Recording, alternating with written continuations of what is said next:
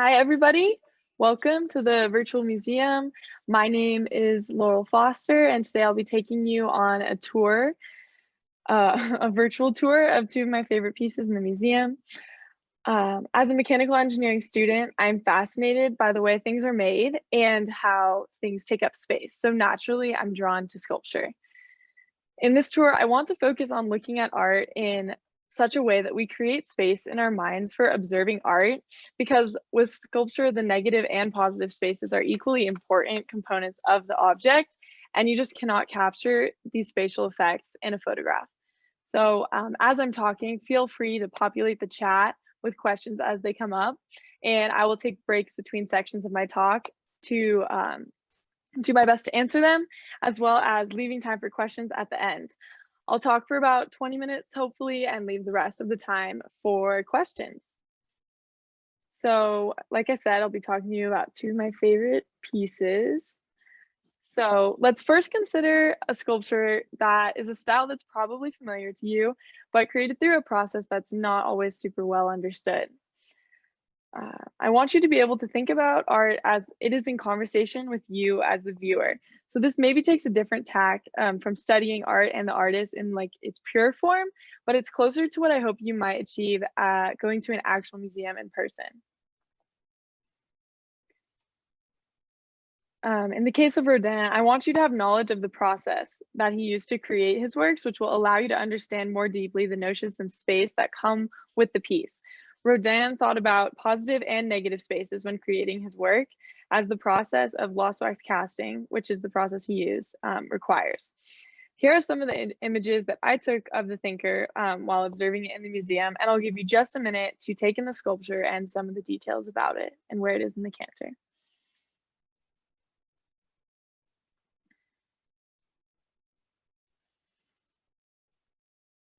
So, the thinker was designed as a figure for the Gates of Hell, which was Rodin's lifelong project, as he worked on it for 40 years of his life and never actually saw it completed in bronze.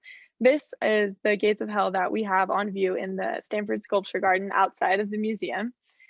Most of Rodin's artistic portfolio is from scaled versions of figures on this Gates of Hell, and he would sell them to maintain his livelihood, or he would experiment with issues of scale as an artistic project. And the thinker, the one we're looking at today, is seated here on the gates. As for the process, lost wax casting usually begins with an initial plaster mold of the sculpture. Next, a mold is made around this cast that can be taken apart and reassembled away from the initial sculpture created by the artist. The mold is reassembled and wax is poured in and swirled around to create a uniform thickness of wax inside. And then that is filled with another layer of sediment or plaster to create an inner pattern. Then the mold is released to show the wax figure filled in with plaster. And then from this, pins are inserted into the mold so that when the wax is melted out, the inner clay stays in position. Runners, which allow the bronze to enter the negative space created by the wax melting out, are added as well. Next, a new mold is created around all of this, and then bronze, hot molten bronze, is poured in. When this cools, the mold is broken and the piece is finished with filling in any holes from the pins and any finishing that they do on the bronze. Lost wax is an ancient process that has remained largely unchanged since the 3rd millennium BC. Today at Stanford, you can see students learning how to sandcast, which is a similar process to lost wax casting in the product realization lab, as pictured here. And engineering students learn about various forms of casting throughout their education. I'll take a small pause here in case anyone has any questions they want to pop in the chat.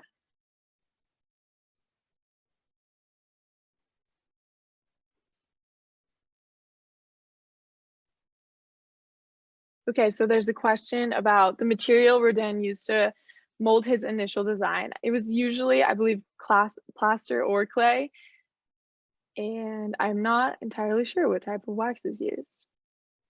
I can look into that and get back to you more.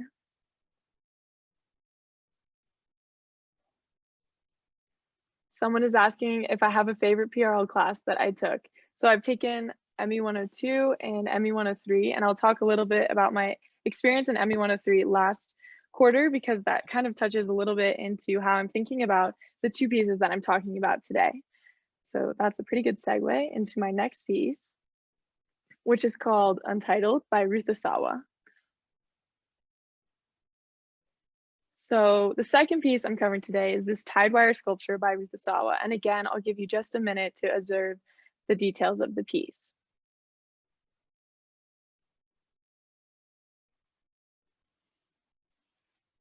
So for a little background on the artist while you're looking, the artist had a connection to nature throughout her life. She worked on her family's farm starting at 6 years old, and then she went to Black Mountain College, where a college education was combined with a social experiment where students worked on the school's farm and provided for their own food as a part of their college experience. And then later into her life, when she worked to combine gardening and the arts into primary and elementary education in San Francisco through her founding of the Alvarado School Arts Workshop. So, as for process, Ruth Asawa's work is characterized by patterns. She does much of her work in metal and a lot in wire, and some of her sculpture work, like the one we are looking at today, is in wire. To make these sculptures, she begins with a center stem of wires and crafts them to branch out into her different creations.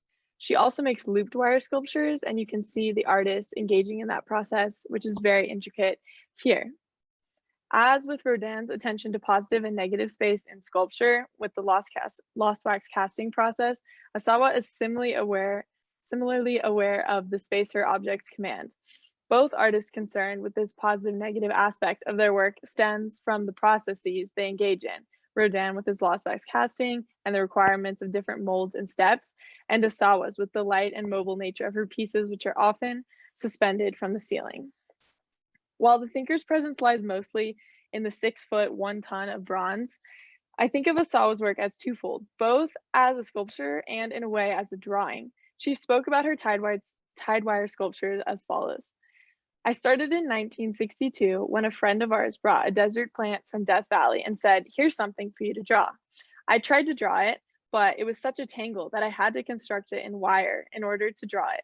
And then I got the idea that I could use it as a way to work in wire. I began to see all the possibilities, opening up the center and then making it flat on the wall and putting it on a stand. So this idea of the interrelatedness of sculpture and drawing is something that I'd never considered before. Sure, in engineering, I understand that buildings, computers, and even vacuum cleaners all started from a sketch. I don't know if many people think about the process that is behind everything we see in our lives, all the daily mundane objects that we interact with. With Ruth Asawa's work, the process of creating of the final physical creation is evident, but the relationship to a drawing and the aspect of the process was a new sort of idea for me. Sculptures, in that sense, are dynamic drawings that change based on the light and space they are in. If this doesn't make sense to you, allow me to give you an example. It may not surprise you that as an engineer, I like to make things in order to understand them. But here's the best way I can present to you my understanding of the dynamic sketch I mentioned earlier through the internet. I actually tried to make a much simplified version of Ruth Asawa's Tidewire sculpture through some wire that I had on hand and some scissors. And then I hung it from the ceiling and put it to the test of different lights to see the kind of dynamic sketch that appears on the wall behind it. So this will load. As you can see, as I move the light and move it farther and closer away or rotate it around the object, you can see that the projection on the wall behind the piece changes. This is a similar effect to what I think happens during the day as light passes through the museum, or if the piece is displayed in any different locations. So this is with a different, softer kind of light that I used. And then finally, I'll use a flame, like from a candle, to see the different effect that that brings as well.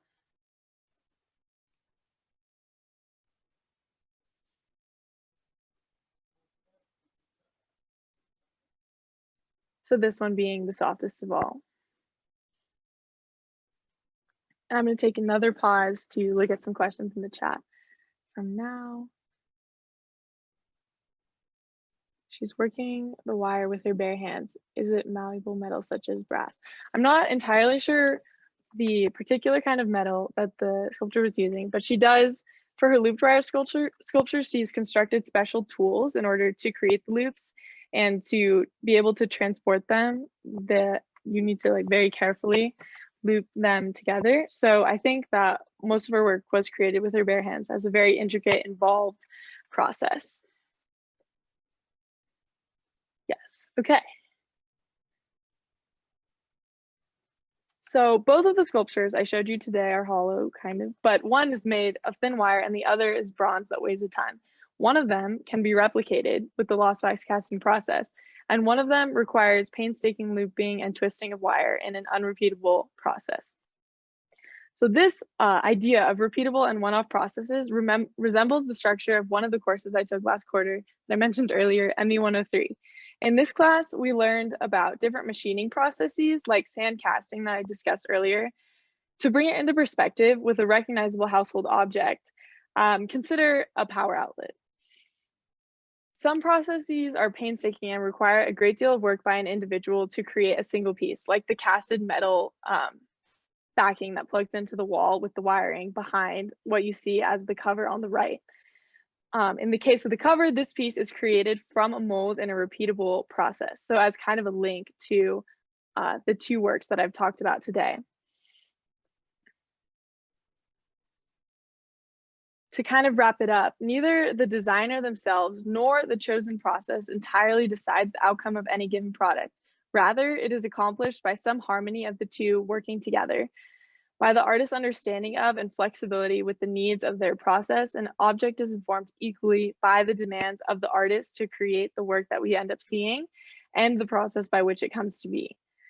Rodin's concern came from issues of scale and reproducibility, which is well suited for a process such as lost wax casting, because the initial molds that the subsequent casts are based on can be reused by the process of creating a new mold and then the wax and then the inner that are discarded later, but the initial stays intact.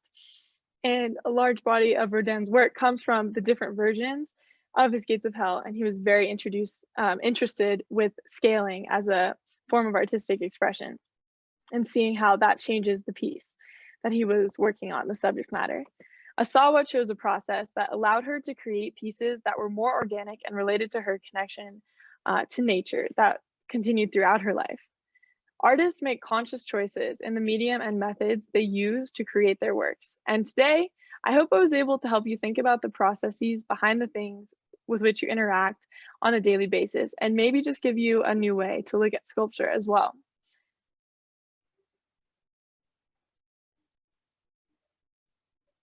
Okay, so there's a question in the chat if I've taken any sculpture courses that I would recommend, and that's definitely something that I was hoping to be able to take. I took drawing 1 in the quarter right before everything turned to online, which was the first art class that I took at Stanford, or actually in most of my education that was purely focused on art, and I was looking forward to taking more classes. So hopefully by the time we're back in person, I'll be able to take more classes. And I got involved in art at Stanford, specifically through the Student Guides program.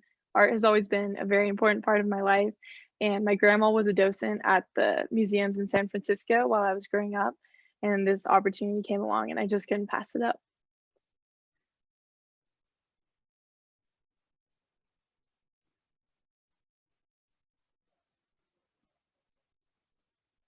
Oh, there's an awesome question in the chat that says, do you think one-off pieces or reproducible pieces are more valuable?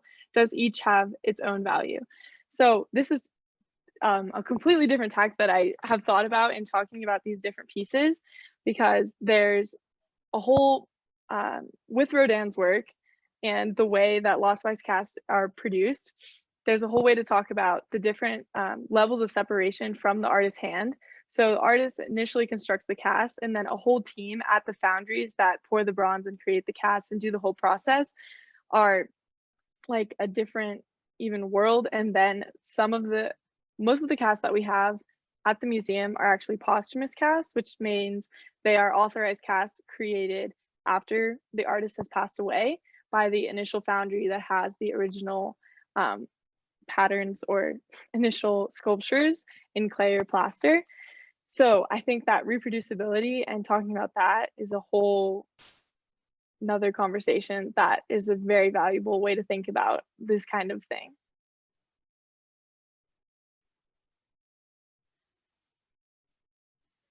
Let me see, there are a couple more comments that I could touch on.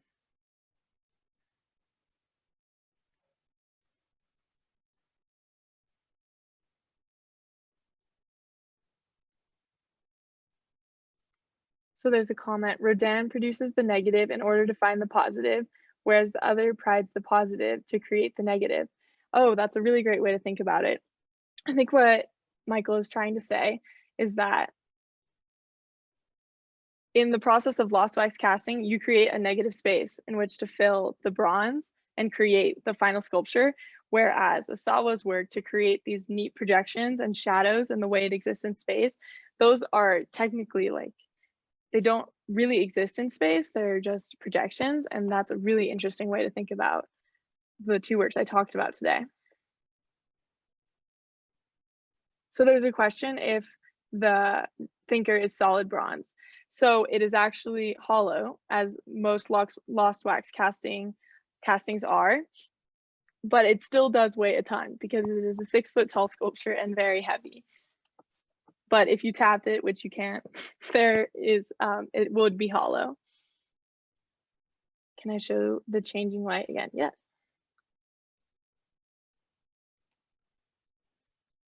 Let's see if I can, here we go.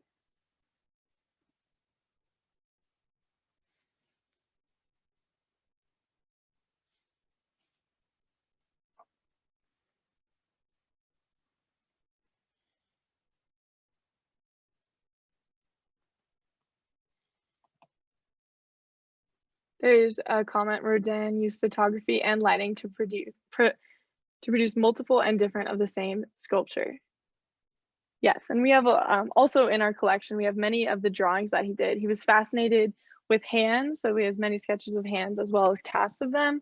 And multiples and repetition is something he was very interested in as an artist.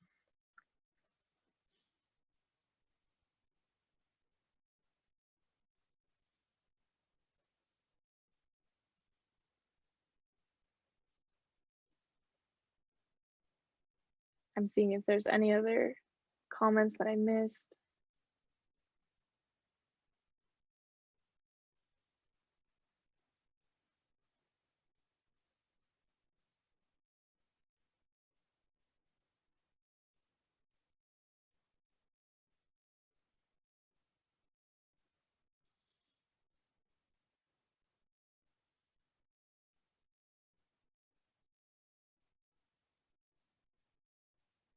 So John brought up a new technique called LiDAR, and I have not heard of this, but it's definitely something I will be looking into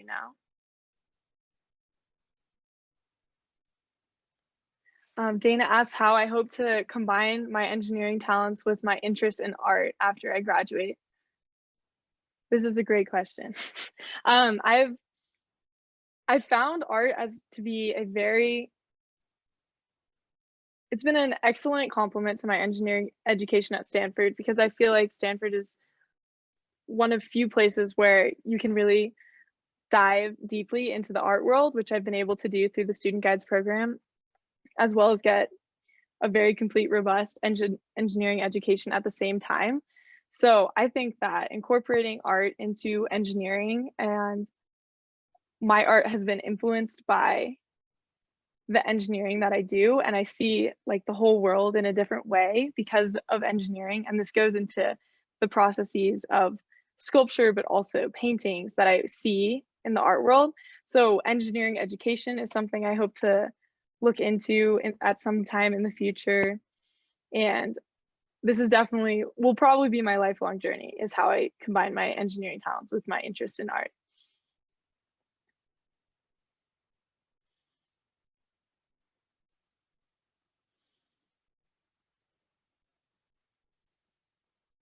So with the quarter being online, I had to live vicariously through videos of sandcasting and how that process has been engaged in the PRL, um, like before everything was online. But I really hope to be able to get into the lab when we do get back to Stanford, and now I will have a really, really pronounced appreciation for all the processes that we're able to engage in there.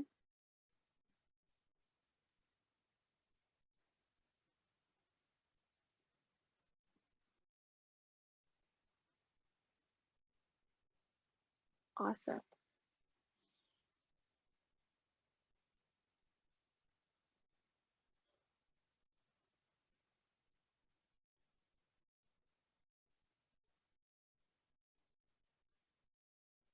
Okay, so the questions have kind of come to an end. So I think I'm just going to say, just to wrap up here, thank you so much for joining my art break today. And if there were any questions that I missed in the chat somehow, or that I didn't get the chance to answer, or you think of later throughout your day, my email is here on the screen, and please reach out. I'm always very happy to talk about art. Seems someone has raised their hand. I don't know how to unmute someone. If anyone wants to put, yeah. If you can put the question in the chat if you raise your hand.